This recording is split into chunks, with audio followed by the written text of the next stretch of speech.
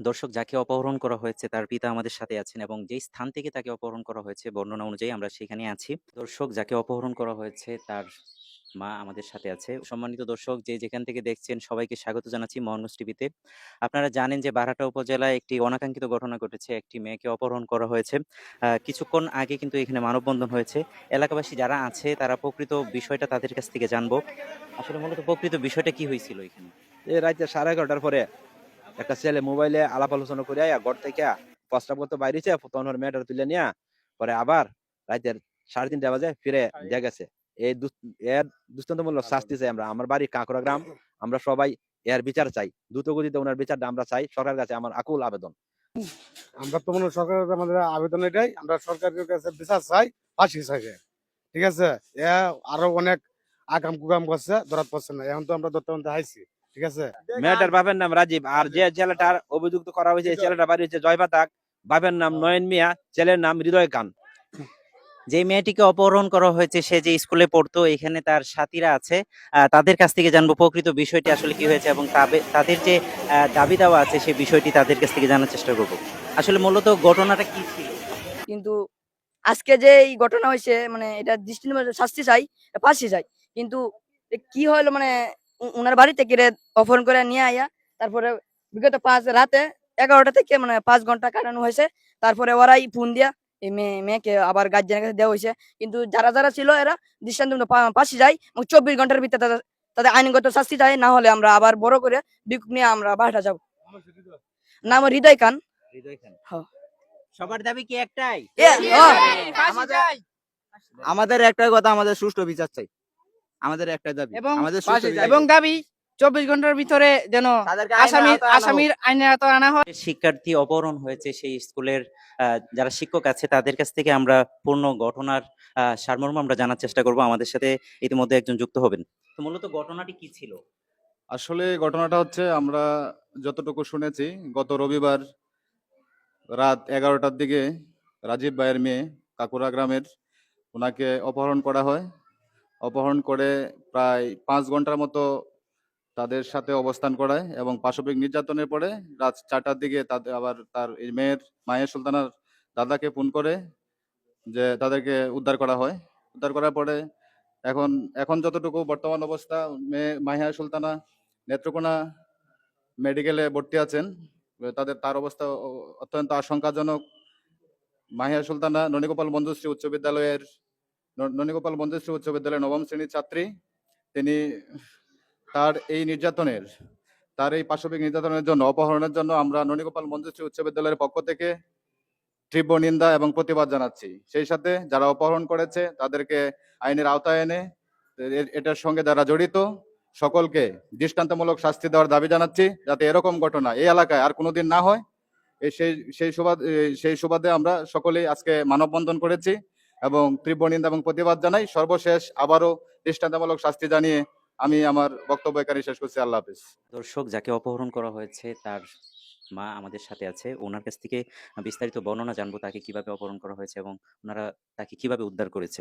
আসলে মূলত প্রকৃত বিষয়টি কি ছিল? আপনার মেয়েকে কিভাবে অপহরণ করছে? আমার মেয়ের অপহরণ করছে। আমার মেয়ে বাথরুমে যাইছি, পরে বাথরুম থেকে বা দরজা খুলতেই হেরা গামছা দিয়ে মুখে বান্ধিয়া একজনে প্রথম নিচ্ছে, নিয়ে পরে পিছনে 4জন দাঁড়িয়ে আছি, হেরা 4জনে গামছা দিয়ে বান্ধিয়া আমাদের বাড়ির পাশে একটা বিডা আছে, এই বিডার মধ্যে নিয়ে হেরা এমন ভাবে করছে, মারধর করছে। মারধর করে যে গামছা দিয়া মুখ বান্ধিয়া পরে একটা উন্না আছে, গায়ের উন্নাটা ভিজাইয়া দুইজনে গলা দুইটা টানছে। পরে এমনি গাছের সাথে কইছে যে মানে আমাদের যে আগে মেসেজ দিয়ে নেওয়া হয়েছে, আর আগে যে 4-5 দিন আগে মেসেজ দিছে, এই মেসেজগুলো ডিলিট করতো। পরে যখন ডিলিট করে না, পরে হেরে চুলো ধুইয়া গাছের সাথে ডুজ দিছি। ডুজ দিলে পরে এই ডুজ দিয়ে ফুইরা গেছে, এই পরের থেকে তুলিয়া পানির মধ্যে টাবনের মধ্যে দূরে রাখছি, ফেঁকের মধ্যে, পানিও না ফেঁকের মধ্যে টাবনের দূরে রাখলে পরে সে অজ্ঞান হয়ে গেছে। অজ্ঞান হয়ে গেলে পরে যে আমাদের গ্রামে একটা গ্রাম আছে পিছনে, এই বাড়ির আমাদের বাড়ির সামনে গিয়ে একটা গ্রাম আছে, গ্রামের পিছনে নিছি। কিন্তু এভাবে যে আমার যে নিচ্ছে এইভাবে, কিন্তু আমি তো অজ্ঞানী, আমার যে কিভাবে এরা এই জায়গায় নিল আমি কইতে পারি না। আমার এরা এভাবে খুব মারধর করছে, মারামারি অনেক করছে, কিন্তু আমি যে বাচ্চাইছি আমার মা বাবা খুব ফোনই করছি, তার খাতিরে আমি আমার মা বাবার কাছে আইছি। কিন্তু আমার যেভাবে এরা এমনভাবে অত্যাচার করছে, তারা ভাবছে আমি মরে গেছি, আমার এই জায়গায় পালাইতে গেছি। পরে আবার হের বাপের ফোন দিছি, হের বাপের কাছে ফোন দিয়ে আমার সাইডটা ছেলে এই জায়গায় এনে ফালাইতে গেছে। আমি কি এই জায়গাটা যাইছি, আমি জায়গাটা কিছু চিনি না। কইছে জায়গাটার নাম কি? নামও কইতে পারে না। কইছে আশেপাশে ঘর আছে? কয় না ঘরও নাই এদিকে। যে তুই একটা রাস্তা নাই? কইছে রাস্তা আছে।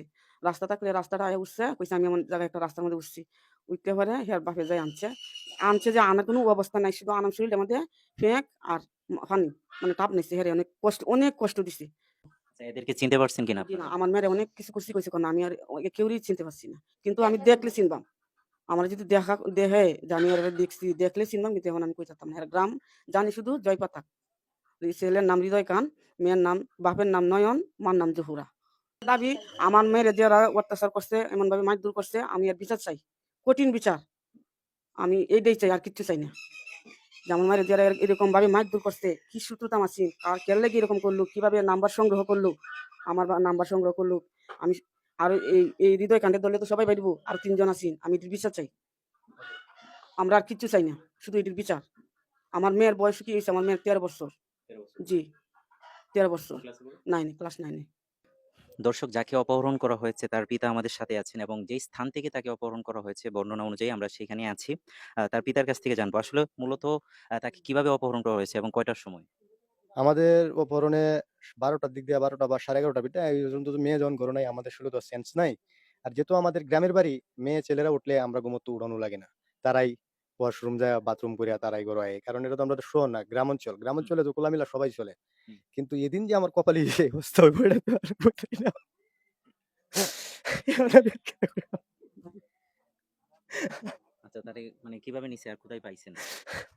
কিভাবে নিচ্ছে বলতে তো আমার মেয়ে তো আমার কাছে কইছে। পাইছি গেরিয়া বন্ধের মাঝে একটা রাস্তা আছে, আওয়ারে ধান উঠে রাস্তা দিয়ে।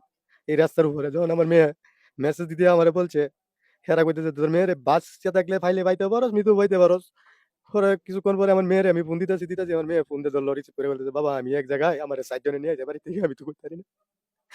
তারপর আমার আর কি দেখো, তারপর কইছি যে তুমি কই আছো, তোমার টিয়ানাটা দেও। আর আমার কইতেছে চতুর্পাশে পানি, আমি টিয়ানা কি কইয়াম আমি বন্ধের মাঝে। আমি কইছি তাইলে তুমি আমারে কও জায়গাটা কিরম তুমি কও। জায়গা যেদিকে যায় এদিকে পানি আর অন্ধকারের মাঝে প্রায় ফজরের আজানে আগে তখন তো একটু ইয়া করে আইছে। তখন আমি কইছি তুমি পশ্চিম সাইডে কি আছে, পূর্ব সাইডে কি আছে, দক্ষিণে কি আছে তুমি কও। ২ সাইডে পানি, পূর্ব পাশেও পানি। পশ্চিম রাস্তায় একটা রাস্তা গেছে। তো আমাদের এলাকার পাশের এলাকা, তখন তো আমি কইতাছি যে এটা গ্রাম এরিয়া। তখন আমি কইছি তুমি যে জায়গায় আছো ওই জায়গায় দাঁড়াও। সামনে তোমার শরীর চাই পানি আমি আইতেছি। আমার কইজা ফাইটা যাইতেছে আমি। আমি যে কি করব আমি নিজেও কইতে পারি না। আচ্ছা, আরেকটা বিষয় এটা হচ্ছে যে দোষীদের ব্যাপারে আপনার অভিযোগ দুজনে যে করছেন। বর্ণনা দিছে আমার মেয়ে বর্ণনা দিছে, এই ছেলের বর্ণনা আমার মেয়ে দিছে। যে ছেলের নাম হইলো এই হৃদয় খান, বাপের নাম হইলো এই নয়ন মিয়া, বাড়ি জয়পাতাক। তারে ডিস্টার্ব করতো, প্রেমের প্রস্তাব দিত, দেয় আমার ডরায় ভয় পর্যন্ত কিন্তু কইছে না। 13 বছরের একটা শিশু কি কইব? তারপরে যা এ পর্যন্ত ওই যে আমার জানাইছে না, কিন্তু তারা যে এই কাম করবো এটা তো আর আমি কইতে পারি না। আমার মেয়ে বলছে। এখন যদি বাচ্চা দেয় তাহলে আপনারা আরো টের নিতে পারবেন, যদি মরে তো শেষই। এর দূরের মাঝি। আচ্ছা, দোষীদের শাস্তির ব্যাপারে আপনার দোষীদের শাস্তি আমার যে দোষটা হয়েছে, যদি এরা যদি এভাবে ওপেন করে দে তো আমাদের এলাকা না বাংলাদেশেরই তো মানিজ্য শেষ হয়ে যাবো গা। ২-৪ জনে তো বাংলাদেশের ধ্বংস করে দেয়। আমার যতটুকু মান সম্মান যাওয়ার কাম গেছে, কিন্তু আমার মতো আর কেনু বাপ কিনু মা বোন এভাবে অপমান হয় না যে। এর আমি শাস্তি মানে ফাঁসি চাই, ডাইরেক্ট ফাঁসি হইতো।